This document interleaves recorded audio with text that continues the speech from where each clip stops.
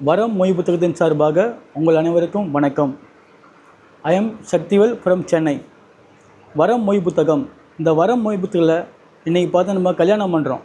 So கல்யாணம் பண்ணும்போது பார்த்திங்கன்னா நம்ம எல்லோரும், நம்ம சொந்தக்காரங்க, ஃப்ரெண்ட்ஸ் எல்லோரும் நமக்கு வந்து மொய் பணம் செய்வது வழக்கம். ஸோ அப்படி நம்ம செய்கிற மொய் பணத்தை நாம் அழகாகவும் சீராகவும் பதிவு செய்ய இந்த வரம் மொய் புத்தகம் உங்களுக்கு உதவியாக இருக்கும். வாங்க இந்த மொய் புத்தகத்தில் என்ன இருக்குதுன்னு பார்க்கலாம்.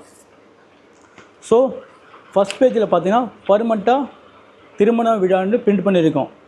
அதுக்கப்புறம் பார்த்தீங்கன்னா சப்போஸ் நாங்கள் சீமந்த விழா பண்ணுறோன்னா அதுக்கேற்ற மாதிரி சீமந்த விழா பிரிண்ட் என்கிட்ட இருக்கும்.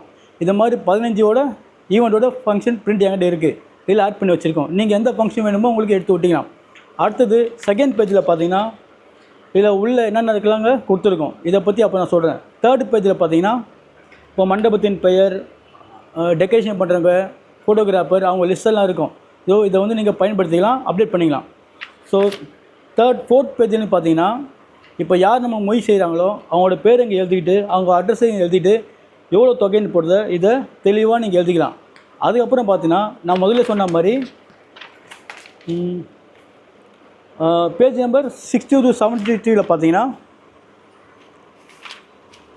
ஸோ நமக்கு ரொம்ப வேண்டப்பட்டவங்க, ரொம்ப நெருங்கிய சொந்தக்காரர் பார்த்தீங்கன்னா நமக்கு கால் சவர மோதிரம், அரை சவர மோதிரம், டிவி, ஃப்ரிட்ஜ், வாஷிங் மிஷின் நமக்கு கிஃப்ட் பண்ணுவாங்க.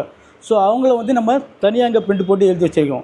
இவங்கள தனியாக நம்ம பேர் போட்டு எழுதிக்கலாம். பேர், ஊர், சப்போஸ் டிவினா டிவி போடலாம், கட்டில்னா கட்டில் போடலாம். அதுமாதிரி தனியாக நாங்கள் கொடுத்துருக்கேன். நீங்கள் இதை தெளிவாக நீங்கள் எழுதிக்கலாம்.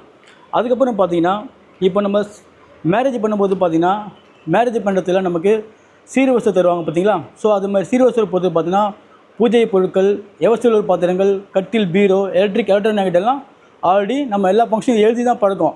ஆனால் நான் என்ன பண்ணியிருக்கேன் பார்த்தீங்கன்னா அது ஆல்ரெடி பிரிண்ட் பண்ணியிருக்கேன். ஸோ உங்களுக்கு என்னென்ன வேணுமோ அதை நீங்கள் டிக் பண்ணால் மட்டும் போதும். ஸோ இதனால் உங்களுக்கு டைம் சேவ் ஆகும். ஸோ இந்த வரம் மொய் புத்தகத்தை வாங்கி ஆதரவு கொடுங்க, பயன்பெறுங்க. நன்றி, வணக்கம்.